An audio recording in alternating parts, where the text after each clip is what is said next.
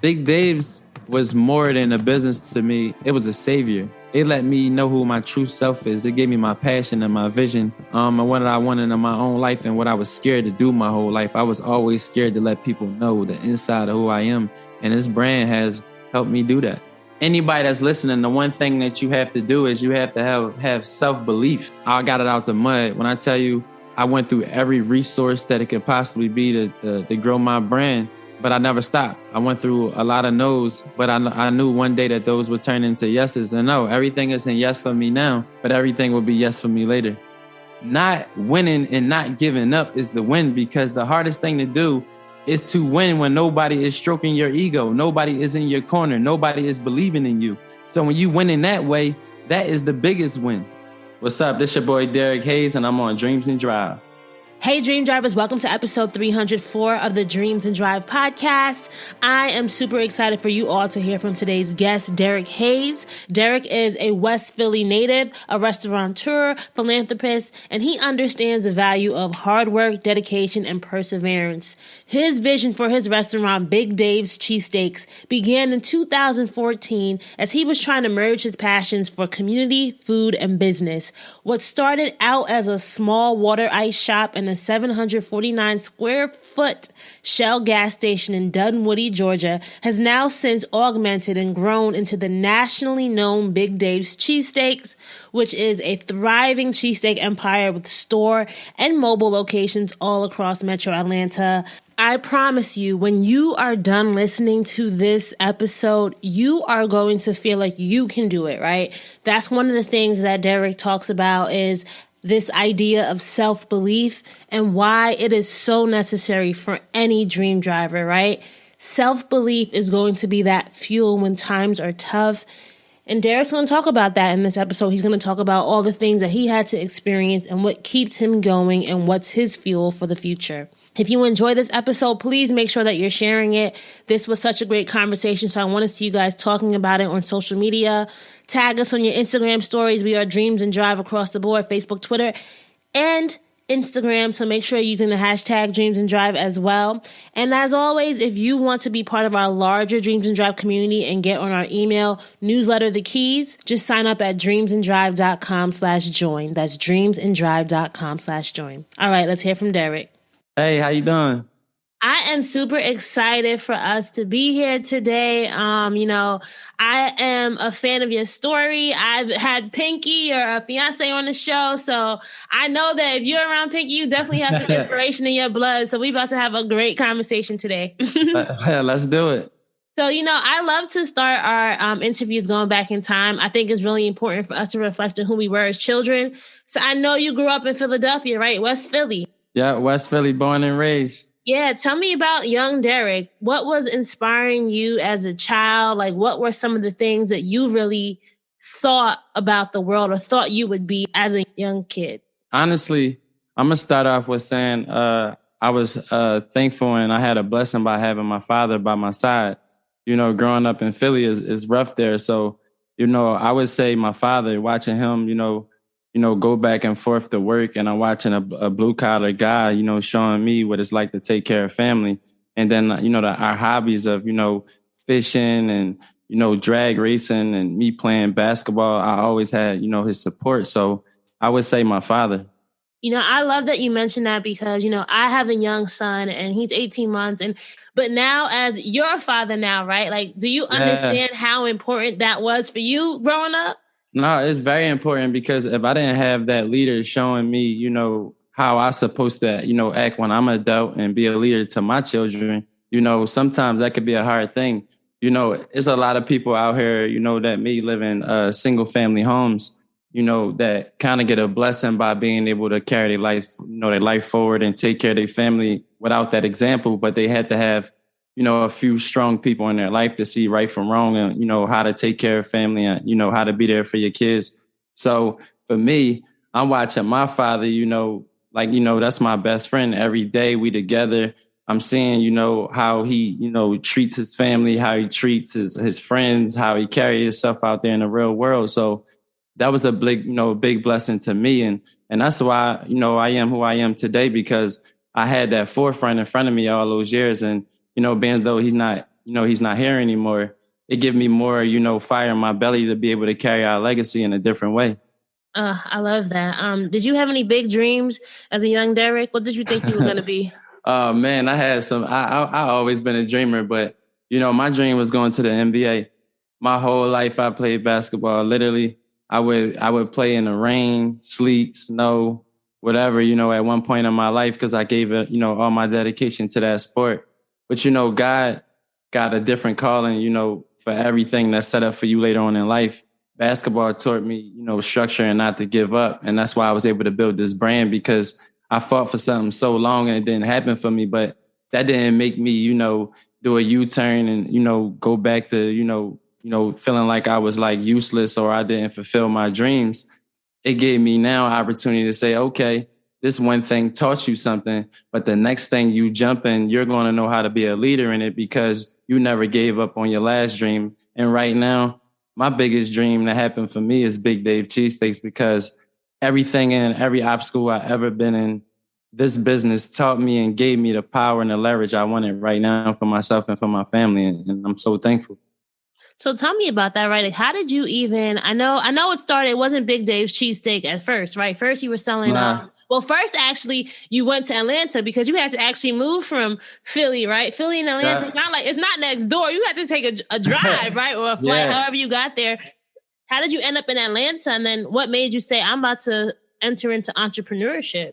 So I'm going to give you a little quick backstory. So just like Will Smith was moved, to Bel Air, I was moved to Athens, Georgia, in 2002 to live with my grandparents. I was getting in trouble in school, and my mother and my father made a decision, that I come live with them, and so I can get a better education and get better resources, so I can not screw my life up. And honestly, when I got to Athens, that really showed me a whole different side of life, because I never went to school with a different race before.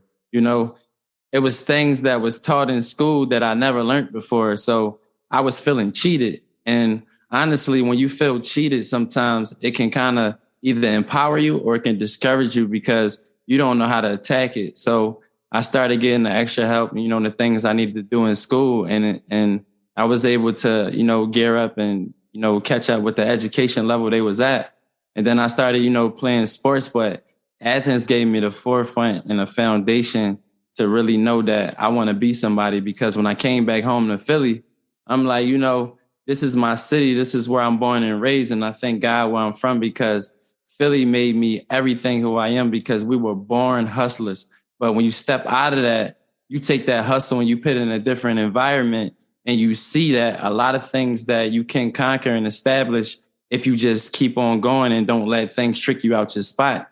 And I stopped letting things trick me out my spot, and Athens helped me with that. Did you ever think that, I know you said that you had like the hoop dreams playing basketball, when that didn't materialize for you, like, was the next step, all right, I'm going to do entrepreneurship, or did you kind of stumble into it? Honestly, I tell every human being that walk this earth right now, everybody's an entrepreneur. You just got to learn how to figure out what's good for you. So I went through an injury in 2014, and it set me down for many years.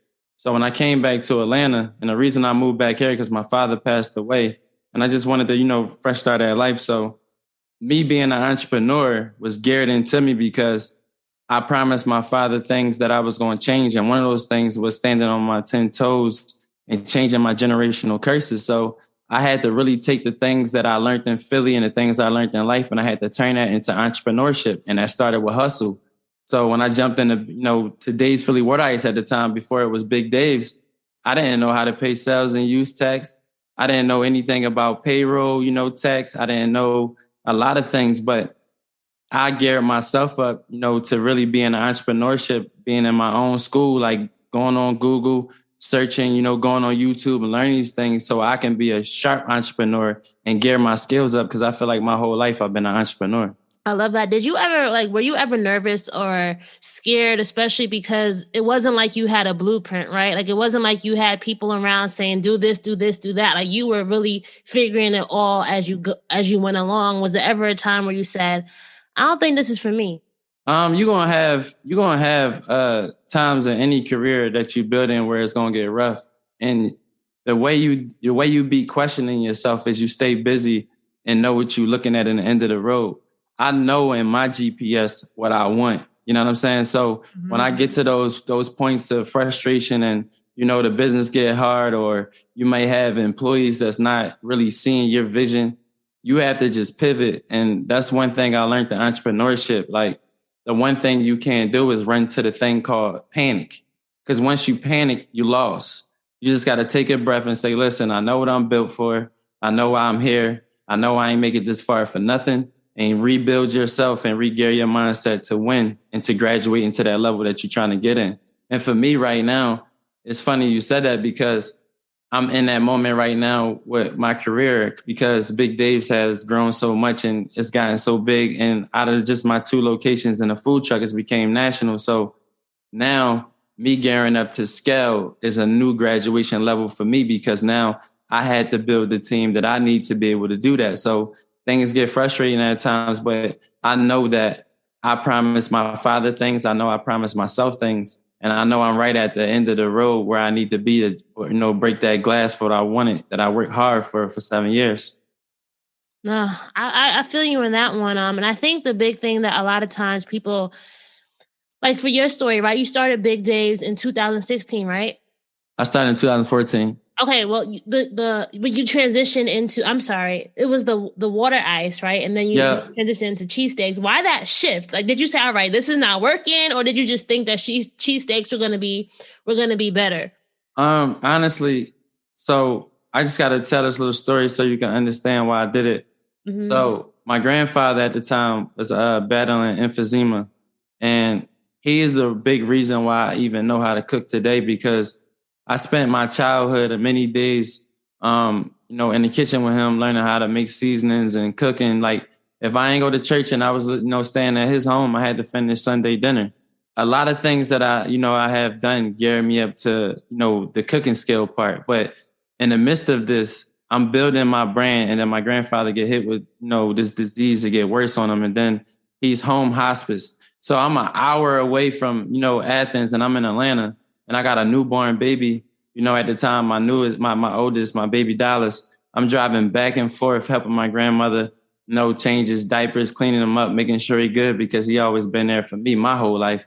So at the time, I'm now just selling water ice, and I'm falling back in taxes. My bills is running me over, because I'm not operating the store as much. I keep opening and closing because, I felt like I couldn't get my brand, my full, ability to grow it when I had something so close to me, really affecting me, and I couldn't focus. So right before my grandfather left this world, he told me, he said, well, I came to him and I told him, I said, I don't know, Pop. I said, I'm falling apart. And he said, you're going to be all right. And he gave me a little idea of the oil water mix on, when I'm making my cheesesteaks. And to be honest, when he passed away, I felt like I had a bigger drive to be able to make my dream work. So that's why, I wound up switching to cheesesteaks. I wound up wanting to put, the full food on the menu, because I wanted a full Philly spot. And I took all of his cooking skills that he gave me, and carried it on. And I opened up, renamed it, and called it Big Dave Cheesesteaks. And here today, Big Dave Cheesesteaks is nationally known. So I thank all of my angels that left this world. They stayed with me and helped me get through all these trials and tribulations I've been through, these roller coaster rides. But I know at the end I'm going to be on top. So now, when I'm listening to you, I hear like this theme of support, right? Like, a lot of times we don't get to where we are, like the support of like your location, Philly, like that being a really big part. Your father, your grandfather, like, there's so many things that help us get to where we are today. And I'm really just seeing like it's something that you really do appreciate and value, that idea of support. Yeah, so if I never had support growing up, I may have gotten lost. But when now this big support system that I once leaned on like a crutch is no longer there for me. Now I had to show me that I had to, take everything that I learned from these men and stand on my 10 toes and carry my legacy and take care of my family the way I seen them take care of families. I would say, for the last decade or so, I've really been, standing tall and really, representing myself the way I need to and carry myself as a man the way I was taught to carry myself. And every day I'm just getting better and better at it because I had good leaders. Honestly, I had seen blue collar workers. My father and my grandfather, they were cement farmers. My grandfather was a cement mason. So they had hard working jobs. So I figured, they worked all their life, and then at the end they didn't really have enough behind left for enough of the family. So I said I want to break my generational curses and barriers, and I want to build the company. And there's nothing wrong for anybody that works in a company, but for me, I wanted to build a company. So when I leave this world, my family have resources to something, and not just growing up lost and not trying to understand that there's another life out here in the world to live. And that's my mission and that's my goal. When in my family, when kids get to a certain GPA average, my foundation will help them with scholarship money to go to school. That's what I mean by resources. It's not all about money. It's about opportunity. Sometimes if you just give a person a little bit of opportunity, they'll be able to grab it and they'll be able to run with it and they'll be able to use it. And later on in life, they can give the opportunity to somebody else. So that's what I'm building right now, opportunity. I like that. And I think just from the tangible aspects, a lot of people just wonder, like, what were some of the big challenges that you faced when you were first building Big Dave's? Like, was it capital? Was it just getting people to know about you? Like, how did you really start building that customer base and growing the brand? To be honest, it was a little tough in the beginning because, again, I'm going to a new city. And no one, no one knows me here. They call a Philly, they call, a cheesesteak, what we call at home a Philly. So a lot of our language was different. One of the biggest obstacles I had, with the business is learning how to actually operate a business. It's different from you doing a handshake. You got to learn how to do an operating agreement.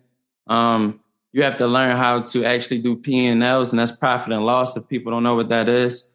You have to know that in the restaurant industry, you only got 15% profit margin to work with out of everything that's paid out. So those are the things that I had to learn. But for me, it was getting somebody to actually lease me a location because I had no business experience. So I was going all over Atlanta trying to get, someone to lease me a space. And no one would give it to me because they said, you never had a business, we don't want to take the risk. I actually had a lady, I will never forget this, but I was mad in the beginning, but I thank her now because she's turned me down right at the deadline. So it was a lady, it was in a real predominant high traffic area in Atlanta, and it was a great location. I showed this lady at the time, car titles, cash in the bank, every asset, everything I had. And we got right to the lease signing, and she backed out on me because she said another company that was a chain restaurant came in and they wanted to lease it, and she felt more comfortable with them. That made me feel a little bit like, that I fell, am I really going to be able to operate this? Is somebody going to believe in me to actually open this company up? So I took all that anger I had in me at the time, and I just didn't give up. Again, I learned that from basketball. I had days where, certain things ain't go right with me in that sport. So everything I grew up in my life, I took it and ran with Big Dave's, and I never forget it. I was on LoopNet, and I reached out to this broker that knew about this location, and it was in the Shell gas station, 5020 Winters Chapel Road. I went to the spot, checked it out. It felt so right to me. It was far from the city, but it felt like when you met your first love, like I just knew this was a spot for me. And I went to the guy and I said, will you lease me this spot? You'll have no trouble out of me. I'm going to make sure I do right. And I gave him all my game plan, my business plan. And that man gave me the opportunity. And years later, I had hundreds and hundreds of people standing in line until I outgrew it so much that I almost shut the gas station down with traffic. So if you stick your hard work into something, no matter how hard it get, the reward gonna be greater later. And that's what I've proven, and that's what I'm gonna continue to prove. but building my brand was not easy. So when people tell me, oh, how does it feel, to have all the success and to feel like it happened overnight? Nah, this didn't happen overnight. This feel like I already lived the whole, somebody's 65 years of life building this, and it only been a few years, but it's been a lot of hard work and a lot of fun days. I was going to say that there's that whole theme that you said earlier in the beginning about how like you might have one dream and then God has another dream. Like you really thought I'm going to get this spot, right? Yeah. And then it so happened you didn't, but then the spot that was meant for you, right, was really there. Yeah, because your story is already written. Everybody that's walking this planet right now, story is already written. It's up to you to continue to walk the path that God has written for you, and that's the thing that people got to understand. You're gonna have your bad days and your days where you feel like you fell in or you can't get any help or the world against you. But the one thing you always got to remember, as long as you got the breath in your body, you got a way, and cost of thinking don't cost anything. So, you got to just think and just get your way out of situations and run to the resources. People are so scared to ask for help nowadays. Like if you got a friend that knows something about something that you don't know, or you can reach out to you can even reach out to a stranger online to just get a little information to be able to get the big information later. So a lot of things is resources. So people, listening to this, they need to, reach out. Don't be scared to get help from people. And you're going to learn down the line that's going to get you further in life. Believe me, I'm a firm believer of it, because when I start networking and doing stuff with people and really just connecting and showing people who I am as a person, a lot of things, a lot of big things start happening for me in a different way. So Derrick, tell me a secret though. Like, what made your cheesesteak so popular? Like, why do you think that location really set you off and really helped? Like, was like that domino effect for everything to come later? So honestly, the funny thing is, my cheesesteaks, I felt like they're really good because, like I said, my grandfather, teaching me how to make seasoning, and I took my grandfather, I took my mother and my father and my aunt. I took little pieces of seasoning that they used on a daily, and I mixed it together, and I actually came out with good measurement of it, and leveraged it out to where as though I loved it, and it became Big Dave seasoning. So that's what I'm saying. There's so many ways in life that you never know where you're going to end at and how you're going to make something happen out of nothing. I really made something happen out of nothing by taking everything that I had in my family, used that love, and I put it into the world, and now they love it. Were you also using like social media at this point, or was a lot of your growth truly organic? I was using social media, but I never still today paid for any advertisement. When I had the gas station location, I literally would have Facebook videos with maybe 20, 30 million views on them because it would go viral. They see a young black kid in a gas station hustling 7 days a week on a grind. Who ain't gonna respect that? 9 times out of 10, somebody my age to American society, they getting in trouble and doing all this other stuff. I'm actually being a young CEO, founder, entrepreneur, trying to change my life. I got 40-something tattoos on my body. I don't look like the average CEO. So, for me, I was building in my head. I was like, I'm going to show different. So when the world look at me, they don't keep stereotyping the people that look like me because they see me doing it. So I'm trying to break that barrier for just not me, for my people too, because everybody that, look like something that people are against don't mean it's bad. And everything that look good don't mean that it's good. So I'm teaching all obstacles of it because I'm letting people see my raw life, my ups, my downs, my failures, my wins, everything. I don't hide nothing. You do it all without breaking a sweat. Like being a boss exec to Tuesday tennis to homework. Why do the kids have so much homework? Family dinners, lunches, brunches, trips to the vet, and a weekend getaway that's anything but a getaway. And you do it all in style. Even when you have back-to-back conference calls on top of the kids' orchestra recitals, not to mention your side hustle. And that's why we created the fully reimagined Infiniti QX60. A luxury SUV as functional as it is stylish, and as versatile as it is serene. With premium features like a panoramic moonroof, ample cargo space, and available massaging front seats to bring the ease of luxury to your everyday. Introducing the all-new Infiniti QX60, designed to help you take on life and all the chaos it may come with in style. Learn more at infinityusa.com. Now with extremely limited availability, contact your local retailer for inventory information. This episode of Dreams and Drive is brought to you by This Is Elle. Hey, my lady dream drivers. As a lot of you may know, I'm all about keeping it natural and keeping it healthy. And as a dream driver, I believe it is so important for us to take care of our mind, souls, and bodies. And the one time of the month that some of us may forget to do that is that time of the month, aka period time. So meet This Is Elle, period care inspired by nature. This Is Elle has a 100% organic cotton core. Elle tampons are organic cotton without that organic price.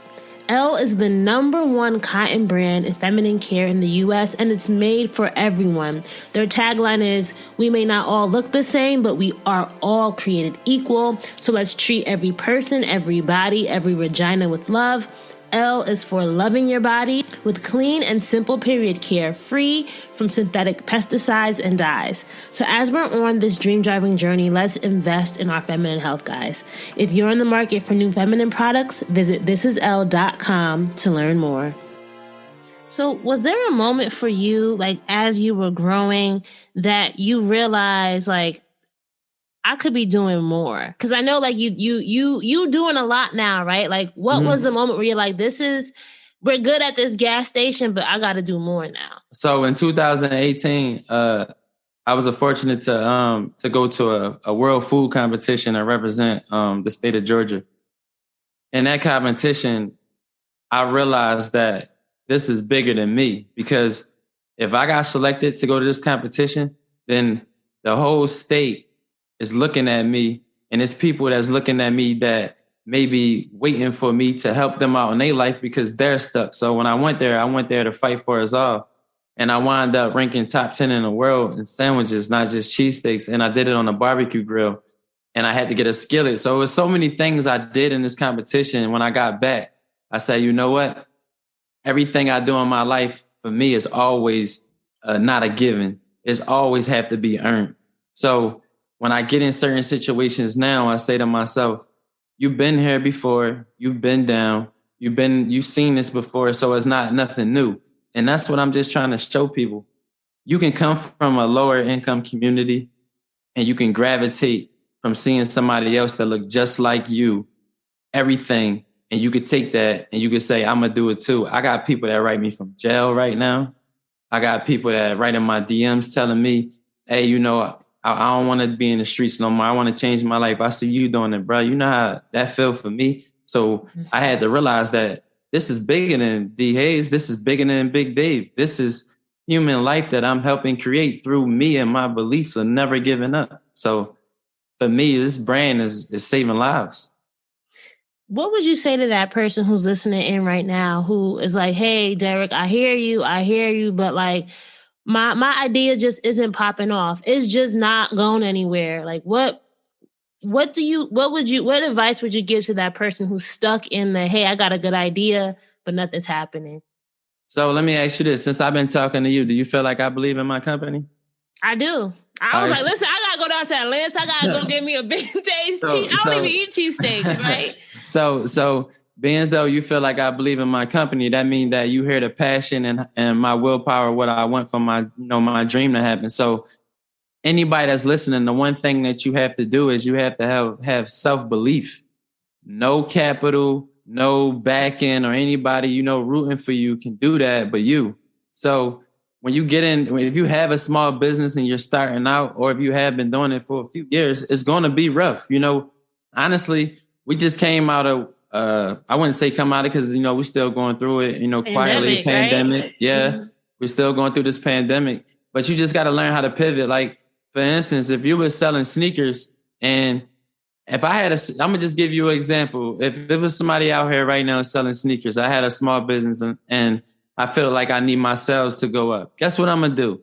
I'm going to now get me a little transport van. I'm going to wrap it. I'm going to hire somebody. And now guess what I'm going to do? I'm going to deliver your sneakers to you when you want to buy sneakers so I can up my sales. So right now, if I can't make it to the mall, you can go on the app and order sneakers from me, and you don't gotta wait for Amazon, FedEx, or nobody. If it's in inner city, I'm gonna bring them to you. So it's little things that you can do to help your company out. It's all about pivoting and understanding how to help yourself, scale when things get, a little tight for you, whether it's capital or whether it's, growing pains from, needing, people up top to help you out, because you can't do it without a team. So if you're building a company right now, you got your LLC, you got your EIN number, your CEO, get you a good, if nothing else, get you a good accountant, because believe me when I tell you, when the sales is going up and down or staying leverage or sales is going through the roof, you're going to need an accountant to keep control of your assets to be able to grow your business and for you to understand certain things, and get you good GMs because they're going to control your food costs. Get you a good CRO. So when it travels up to the accountant, all the right information is getting there through the operation. So there's certain things that you need to learn before you feel like you want to give up. If you haven't exhausted everything, how could you ever say that, you had a good opportunity to get to make your dream happen if you didn't fight every single round you had to fight? That's why in boxing, they say it's 12 rounds and no 3 knockdown rule, because guess what? In life, you're going to get knocked down. You're going to get knocked down. You're going to get knocked down, but you got to get up every time you get knocked down. And that's the reason how I look at life and how I approach life every day. So it seems to me like you are a big risk taker because you have that belief, because you know you're going to win, right? Is that kinda, it's no losing. It's no losing. Even when you lose, you win because you learned something from it. So when you understand that you're never going to give up, that is the win. The win is the not giving up part. It ain't about you having a successful business or a successful life. Not winning and not giving up is the win, because the hardest thing to do is to win when nobody is stroking your ego. Nobody is in your corner. Nobody is believing in you. So when you win in that way, that is the biggest win. You feel me? No, I feel you, because I even think about this podcast, right? So you'll be the 304th episode of my podcast. And I actually started this. I started this podcast in 2016, right? And a lot of people be like, yo, Raina, like, you should be bigger than that. You should be like on Oprah by now, right? I'm like, but you know what? I'm all right because I never gave up on myself.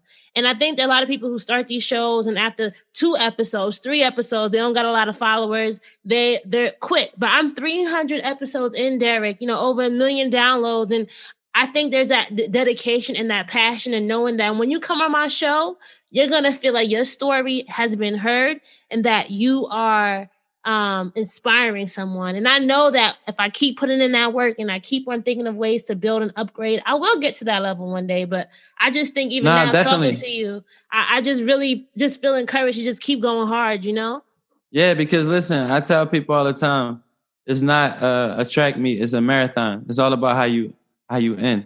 You got some people. I was just listening to Steve Harvey the other day. Do you know Steve Harvey had 20 plus years before he got on TV? Right? But once he got on TV, you know what he did? He slam dunked it because he knew this was his opportunity. He worked for all his career. So sometimes in your career, God put you in certain situations because you're not ready. Like something you want so bad, he said, okay, if I give it to you now, it may be something there that you're not going to be ready for that come that way. But if I let you learn it slowly, when it comes, you're going to be ready for it. You take chains like Chick-fil-A. I think it took them 30-some years before they started scaling out the way they did. And, look where they are today. So a lot of things in life take time.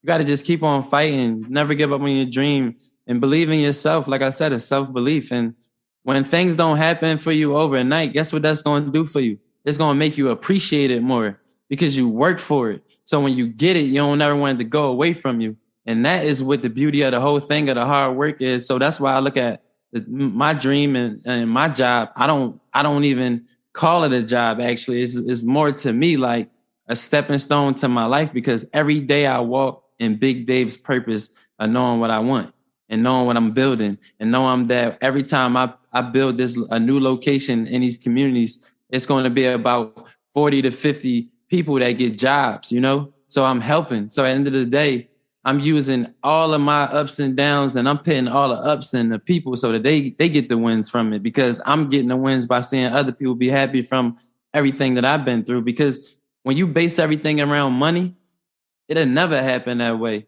You know, if somebody just chasing money and saying, oh man, I'm gonna do this, I'm gonna get rich, I'm gonna keep doing this, I'm gonna get the bag, and I'm gonna do this and that XYZ. It don't happen that way because your whole mission, all you were doing was chasing the money. You weren't understanding your business, for one. You weren't understanding your people, for two.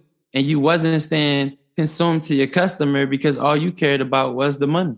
That's something that really has helped you. Like, you know what your customer wants and you know how to give them that experience. Like, what's just something that you've learned along the way?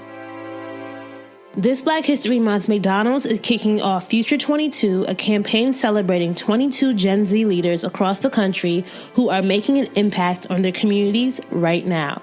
This generation may have the largest influx of young leaders since the Civil Rights Movement. They're starting their own organizations, finding ways to empower youth and culture, standing up and speaking out. McDonald's is showcasing their efforts and the impact they're having on the world. Did you know there's Black Sign Language? It's a form of American Sign Language that truly speaks our language. Student J.C. Smith is an advocate for the Black, deaf, and blind, and is an expert in BASL who works to help keep the tradition alive. McDonald's introduces his story and the stories of other Gen Z community leaders impacting the future on Instagram at We Are Golden. So make sure you check out We Are Golden on Instagram to hear more about these Black youth leaders and their stories.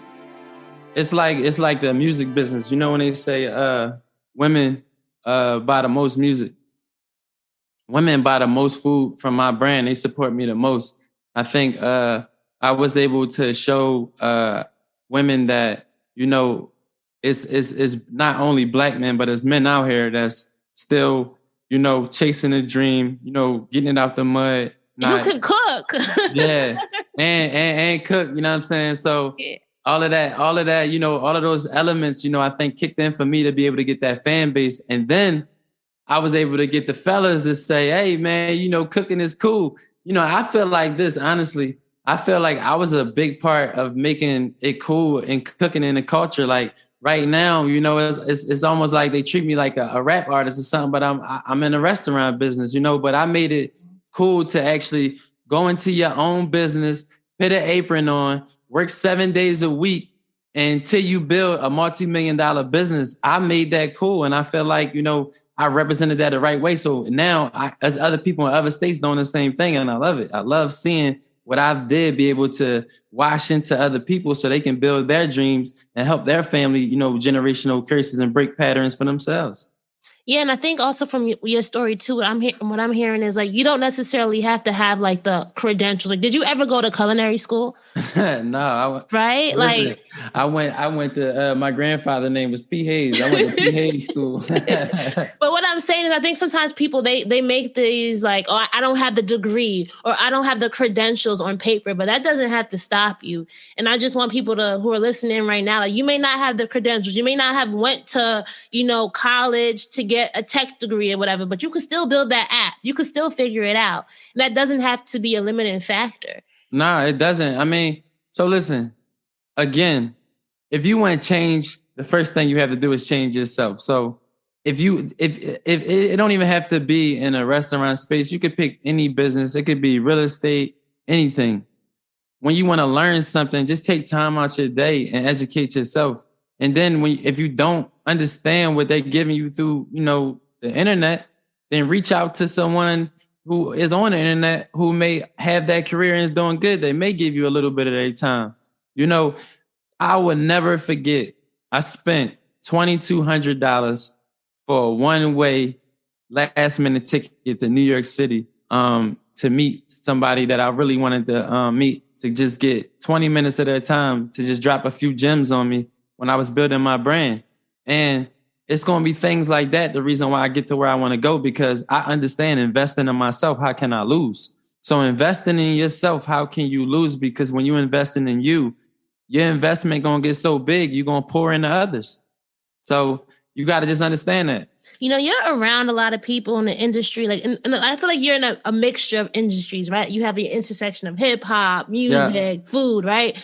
What's the biggest mistake you think a lot of up and coming entrepreneurs are making, or a lot of dreamers, like people that you see, like what's like, you're like, why are you doing this? If you could say that, like what's something that you just repeatedly see and like people, we got to stop doing this. People who got to stop wanting to build a dream because of somebody else's dream look good. You got to wait till this dream belong to you. Own your dream. Don't dream nobody else's dream to say, I want this dream. Because if you jumped in the restaurant business because your friend got a restaurant, the restaurant business is one of the toughest businesses in the world. So you jumping into something, if you don't love, you're going to fail. And if you don't really want to fail, then you should really jump into something that you really believe in, that you really want to do. So you have to really love your dream and don't love somebody else's dream because you feel like they making the money or they having the success or they having the fun. Because guess what? These people dream are the reason why it's called their dream and how they was able to make their dream happen because they owned it. They blood, sweat, and tears, whatever it took to make it happen. And you can't make it happen that way because you don't love it. It's like a bad relationship. It looks good. You know, everything from the outside looking in looks beautiful, but it ain't no love there. The love is not solid. The love is not so strong that nothing can break it apart. And that's what a dream is to a real dreamer when it comes to building something. And you can't embed that in nobody unless it's them themselves or you making somebody understand your dream and y'all getting together on a partnership. And that's the only way that's going to work. I was just on Instagram today and I had saved this Steve Harvey sound to make a reel. And it was a quote where he was talking about at the same time when you have a dream, sometimes you got to keep that dream to yourself because there's going to be some people who, I don't know if you've ever experienced people who want to like talk you out of it. And I think sometimes some people are letting people talk them out of their true dream, like you said, because someone's like either your mother, your father, like there are people called, I say this on the podcast, you know, there are people who can be dream killers and they don't intend to be, right? Like your own parents, your own, like people who are close to you could be a dream killer and they don't intend to be, but you really do have to have that strong belief because only you can see what you can see. So for me, and everybody built different, but I love the dream killers because it motivates me. Really? So the nose, man, let me tell you something. When I go in the room and if I feel one bit, I don't got your attention, I'm going to get your attention before I leave out that room because you're going to know my passion and the aggression I mean about myself and my business. So the moment you don't believe, I'm going to show you who I am. And I've showed a lot of people who didn't believe so far. I didn't do it to show them. It was my self-belief. But when I feel like, you know, a little bit of hesitation with me, and I know that I'm not a quitter, I just got to show you that you either missed out on something good, or I had to show you that, you know, you had me a little misconstrued. So now you can be a better you and picking people from the outside looking in and not judging it like a book because I don't look like you or I don't carry myself like you. But one thing about it, I can sit at the table with anybody, somebody that has zero or billionaire, and we could talk about any topic you want to talk about, and I can hold it to the highest education level because throughout these years, I knew that if I wanted to get, you know, treated with respect, I had to respect myself, and that's not being ignorant to the education. I had to learn it. What's something that you fear, Derrick? It all going away. And that's why I work so hard because, to be honest, like you said, there's a lot of people clapping for you, but there's a lot of people that's not clapping for you too. You know, there's a lot of, you know, things that I've done so far with building this brand that, you know, a lot of people may have never thought that I would get to this point, but I did. You know, I thought I would get there. I had that dream because I always been a dreamer. Like literally, it's people right now that probably thought I was crazy when I would tell them the world is going to know me. I'm going to be one of the biggest people that leave my city. And I meant that. I take that with a grain of salt. I will never stop chasing my dream to bring me to my knees because I'll never quit. But my biggest thing right now is me losing, you know, everything, my kids, my family, you know, everything that I want to, you know, have for them growing up. You know, those are the things that, you know, I grind hard for because I worry about, you know, losing that. So when you got that on your mind all day, you in straight work mode. And then on top of that, you know what I'm saying? My lady is a true hustler, you know, so us together is a fort that can't be, you know, busting or breaking or whatever you want to call it. We're kryptonite. We believe in each other. We show each other the way when we don't understand things. And that's the good thing. Imagine you having a partner beside you when you may not understand some, or you may have gone through it or not have gone through it, and y'all can share information to help each other out. And y'all also can build brands together and make multi-million-dollar brands. And I don't have to worry about, things that don't work for me. Sometimes when you building a brand, you may have a partner or somebody in your life, or a significant other, whoever it may be. You may feel like they're not getting the full divided attention because you spend so much in the business. For me, it don't work like that. We both understand our mission and what we're building. So that helps out a lot. I was going to say, like, people who haven't listened. So Pinky was episode 204 of this show. And I think I spoke to her back in like 2018. So Slutty Vegan was...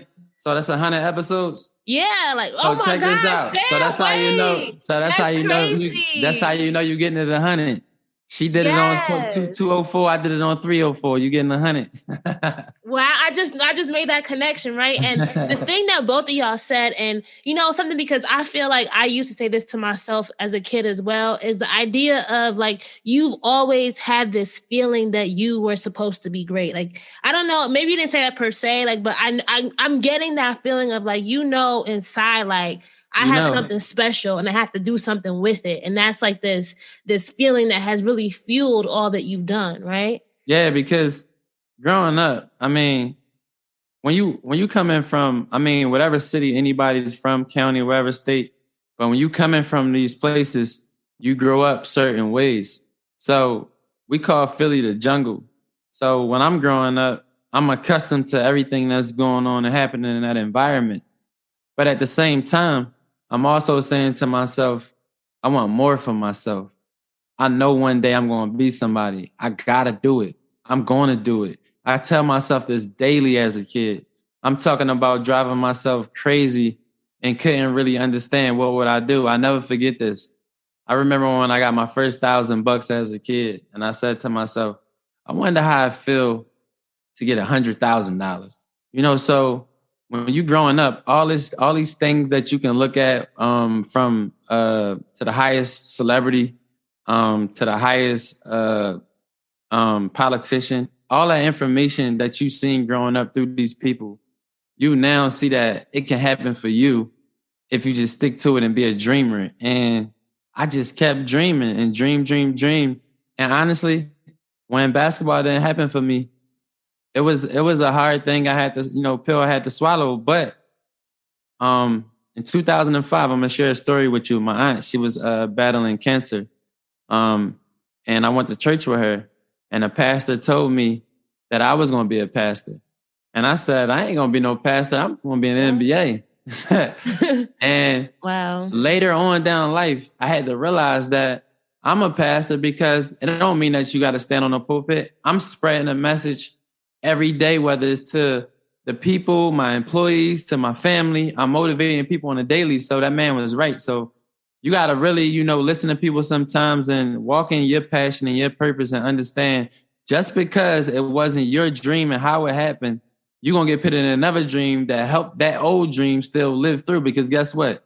I'm sitting at the floors of NBA games now. I might ain't playing in the game, but I'm at the game watching them. So my dream helped me still be able to do things I want to, do inside those different arenas. So I may be able to put, Big Dave Cheesesteaks in different arenas. So being, making relationships and, things of that nature with the highest level, growing my brand. So everything goes into a full circle moment. You just got to understand and wait for it's your turn. No, I love that you said that, because I feel like there's a lot of things that we like. I hear this a lot from guests where there's like a moment that they didn't realize what that meant until many years later, right? Like I remember when I first graduated, so I went to Princeton. I remember graduating and meeting this random lady who was an alumni. We went to a restaurant in Harlem, and she was like, Raina, I think you're gonna be an agent, right? And I'm like, an agent? Like I was like, that's not what I went to school for, right? But it's funny because I never became an agent, but I became an agent of other people's stories, right? And through telling people's stories, that's helping me help other people put their dreams into motion, if that makes any sense. So it was like this random meeting of this woman and us having this conversation. She just looked at me and said, Raina, you're an agent. That's what your story is. You're an agent. And it's a theme that has really followed me throughout. And I believe that also just listening to you, I call it a vessel, right? So you became a vessel to the world, your purpose that you wanted to live in. So you talking to people, letting people get their, their stories out, letting the world hear it. That's a vessel. That's something like a vein. So never forget that. Yeah, and it's funny because this whole podcast is called Dreams and Drive, and like it's not always gonna be like butterflies and sunshines. I know there's probably times along your story where there's been some dark times, right? And I think for me, it has really been like realizing that you don't like dark times don't last forever, right? Like. Nah. And you have to be willing to say, like, I got an umbrella, I got my raincoat, we gonna make it through. And for me, that's really what has helped me because, like, getting pregnant, having a baby, as you know, like a newborn baby, that's a whole life change. Yeah, that's right? a whole different environment. Now he's 18 months, and like I'm seeing that, okay, we passed this stage, but now I could get back to really that full hustle that I had. And I think when you have kids, as you have children, it's like you just see the world differently. Cause I'm like, I don't want him to ever look at me. Like I want, how you look at your father and he was so much for you. For my son, it's like, I want you. And it's funny because his name is Axel. So he like turns wheels in a car. You get it? Like, I'm like, I named you Axel. And like, you are like legit going to be a dream in motion. That's funny because my daughter named D. So I took the letter D, took the Axel approach. People nowadays, the names, the kids, I find it funny, but I think you should name it means something. Whatever your kid means to you, that's what you name your kid. But no, I think everything that you were saying, it means a lot because you want your kids to look at you and be thankful that they had you and, and say, okay, this is my mother, this was my father. But in the same token, we have to understand that we live in a different world right now where the world is less patient. Everything is like more so on the go. So we now got to raise our kids on the go. It's no more patient raising because everything is either social media, even all the way to the school systems. Everything is digitized. So now everything is on a faster pace where the parent may not even be able to catch up with the education level or a lot of things that the kids need to learn nowadays with the new the future and everything that's coming along with it. So the one thing you have to do is you have to put that forefront in your foundation, and that starts at home. For me, I got 3 girls right now, and I know it's going to be a hard conversation one day for me. Even now, my 8-year-old, she's about to be 8, but even Dallas, she other day, her and her sister is talking to me and she's like, well, Dallas dumped her boyfriend, Dad. I'm like, huh? What do you mean? I'm like, what do you mean she got a boyfriend? And it's like, now it's like, okay, the world is changing so much that they can just see everything on, in the environment, social media. Yeah, I got a lot, the child restrictions, stuff on their iPads, but the world is different. When you and I were kids, we were playing with, I know I had a My Buddy doll. You know what I'm saying? I used to carry that thing around everywhere. Little Tamagotchi, little neat, like little pet things that you had. Yeah, I had one of them. And then, I'm playing either, the video game. Game Boy Color. My son got my old Game Boy Color in my parents' room at my house. And he didn't know. He was trying to put it to his phone. Was like, Mommy, phone. I'm like, no, it's a Game Boy. And I'm talking about my kids know how to work these electronics better than I do. But growing up, I'm running around, fishing at the pine with my friends. We bike riding, stuff like that. Nowadays, it's just a lot different. So you got to train your kids the way you want them to represent you, because the one thing about it is, how can you want your kids to be a good leader if you wasn't? That's true. And I think the thing too is also recognizing that like your child's going to have their own dreams, and it's not my responsibility to tell him what his dream should be, but it's my goal that I can at least help him and help guide him. Because, I grew up with Caribbean parents and they were always like, you need to be a doctor, a lawyer or something, right? They sent me to a good school and they're like, you want to do a podcast? Well, they were so disappointed. But I'm like, listen, that's not your dream. It's my dream. And that's something that like, I just hope with him, it's like, whatever you want to do, I'm going to support you, right? Yeah, exactly what you just said is how I felt with basketball. My whole family all my life, like, he's going to be pro. He's going there. He's going to get us, all out the hood. all of that talking as a kid, you grow up, and if it don't happen, you can't feel like a failure because of that pressure. So I had to take that pressure and turn it into something else. But the one thing I've always done, and I think that's want to take care of myself, like far as I never wanted to really lean on nobody to take care of me. I wanted to, be a provider the way I was taught. So I think, like I said, in that one space of, the kid aspect, you have to really teach them principles, because it's like having a bunch of money that was given to you and working for it is two different things. The money that was given to you, you're not going to respect it. And the money that you work for, you're going to respect it. So that's the same thing with a kid. If you work in it, they're going to respect you. And if you don't, they won't respect the world because they won't know what's going on in it. I want to ask you this, like, what's next? What's on the horizon? Like, what are some of the things that you're really excited about? I cannot wait to get my third location open, man. I cannot wait. Jonesboro, Georgia is coming. I just, I look at, like I said, since my day one location and seeing everything that I've built, and I'm going to market with the egg rolls. I have my seasoning coming out, possible shows coming out, possible more covers coming out, more big articles, me just staying relevant to the world, showing them that you don't have to be a basketball player, football player, or any athlete or any rapper, artist, or any singer. You can be an entrepreneur and you can carry yourself and you can move on and change your family backgrounds and legacies off of hard work so that other people could jump on that ship and have opportunity. So that's the most important mission for me. All right. And then this is one of the a last question, just because I love to ask people this, because I know you probably have a bird's eye view into a lot of things, right? Like, what's the industry, what's the trend, what's the innovation that you think like people sleeping on right now? I think people, I think it's not that people sleeping on anything right now. Mm-hmm. I just think that they don't have the resources. I mean, because I'm telling you, me in this business, I started understanding that to the smallest level, somebody might have something really good, right? Me as an entrepreneur now and an investor, as myself, that I, go into other brands also. But I could see something at the smallest level and I could be like, this is going to be crazy when it get big, right? But if you don't know how to do it, then it's never going to be big. So I said the resources, I just think that, when we be able to provide these right resources in these communities, we're going to see that there's a lot of geniuses out here, and that a lot of people are waiting or getting put onto the future. They building the future. They just don't know how to get it into the world just yet because the resources haven't been figured out for them. And when you say resources, do you mean like financial or just like when I say resources, I mean if you had the capital, you don't have the team or the education.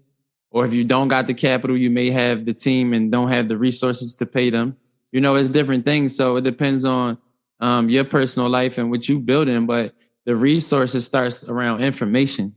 I just want to be able to get the information. If we can get that information out there the right way, like for instance, it could be a kid right now that wants to be an architect, but don't have the resources to know how to do that, but can look online every day on YouTube and see, homes get built, buildings get structured and everything, and want to do that for his life. But his household don't provide that type of structure to be an architect. So if that resource was put in the community, whereas though it was a community center to say, okay, well, if kids want to now go here like a computer lab and they have these resources to learn these different things, that will help our lower income communities. And I'm not saying that don't happen, because around the world, there's some inner city programs that have a lot of opportunity in them. But again, if the opportunity don't weigh the failure and the risk of getting in trouble, then you're going to keep seeing that the opportunity don't graduate out these hoods. It's always going to be more of the status of failure. I love that. And I know that you and Pinky and all like your foundations and stuff are really working to just change the narrative of opportunity and information and access. Cause that's another big thing, access, right? Because like, I didn't know, honestly, to be honest, I would sit here and be lying to you if I told you that I knew that I would be helping communities out and I would care so much about so many things that's happening in them. But I felt like when I got the ball, when people started believing in me, I said, you know what, man, this is definitely bigger than me. The people that look like me, I'm going to show them that they can have the opportunity and resources because I'm going to help build them. Big Dave's was more than a business to me. It was a savior. It let me know who my true self is. It gave me my passion and my vision, and what I wanted in my own life and what I was scared to do my whole life. I was always scared to let people know the inside of who I am. And this brand has helped me do that. Wow, I love that. And I think that's important, just I think being a Black man and being vulnerable and just showing that side of yourself. You're being an example and an encouragement to so many. Yeah. So just saying, and I come from the hood. They know who I am. You know what I'm saying? But I got to give it to them the real way. Let's not get tricked out our spots. All that tough stuff don't get you no money and don't change none of your generational curses. None of it. Yep. All right. So last question. I'm for real this time, right? This is how we end all our podcasts or all our episodes is to be a dream driver, you have to have your keys to success, Derrick, right? So tell me 3 things that you think every dream driver needs in their toolkit before they hit the road. Before you hit the road in your dream job and what you believe in your career, number 1, self-belief. Number 2, building the right team to help you scale. And number 3, getting the right accountant. That is the most important thing that I would give you advice on. And you will have a successful business because you'll be able to structure everything you need to put in place to be able to gear forward to graduate your company. But don't run your company like it's your everyday life because you will fail. You have to operate your company as if it's the Fortune 500 company that you see on television, like a Verizon or a T-Mobile, anybody that you want to use. And you use those tools and you say, okay, I'm not pulling money out of my company to go buy no sneakers or do something foolish with. I'm going to now let this sit because I know I have to get, items to be able to grow my brand. And you just keep investing in yourself. And that's how you're going to get there. So I got it out the mud. When I tell you, I went through every resource that it could possibly be to grow my brand. But I never stopped. I went through a lot of no's, but I knew one day that those would turn into yeses. And no, everything isn't yes for me now, but everything will be yes for me later. So always make that a yes for you. Thank you so much, Derrick. Tell our dream drivers where they can learn more about Big Dave's Cheesesteak. They want to know what you're up to. Where can we follow you online to get some more information? So we're located right now. I got 2 locations open, 57 Forsyth Street, Atlanta, Georgia. That's 30303. That's my landmark location. And then I have my Doraville location. That's 6035 Peachtree Road. And I got a food truck, that's floating around state to state, the Big John, wherever city we in. We posted on the IG. That's at Big Dave Cheesesteaks. Or you can follow us on Facebook at Big Dave Cheesesteaks. And, I'll be putting more information out, whether it's giving out speaking engagements, opening new locations. Like I said, I got one coming in Jonesboro, Georgia. Hopefully, before the summers, I will be opening doors with that location. That would be my number 3. And we're leaving the state after that. So y'all going to hear more from Big Dave, more from my journey. And y'all going to see a kid that built his dream out of nothing, out of a Shell gas station, and be all over the country soon. I believe it. Well, thank you so much, Derrick. Thank you. It was a good interview. Thank you. I appreciate you. All right, so that's a wrap for episode 304 with Derrick Hayes. I hope you enjoyed hearing his dream driving journey as well as his keys to success. If you enjoyed this episode, please make sure that you are sharing it with your own community and across social media. We are across the board, Facebook, Twitter, and Instagram at Dreams and Drive. So tag us, follow us. Come out and let's be social about this episode. I know there were some nuggets. I know there were some things in this episode that you really connected with. So I want to see you guys talking about it. If you want to also be part of our email newsletter community and get the keys delivered to your inbox weekly, you can sign up at dreamsanddrive.com/join. That's dreamsanddrive.com/join. And lastly, guys, if you know somebody or if you are somebody with a great dream driving journey and you want to be on the show, pitch your story, right? Go to dreamsanddrive.com/pitch. That's dreamsanddrive.com/pitch to pitch and potentially be featured on an upcoming episode of the show. As always, keep dreaming, keep driving, and we will chat again in episode 305. Bye, guys.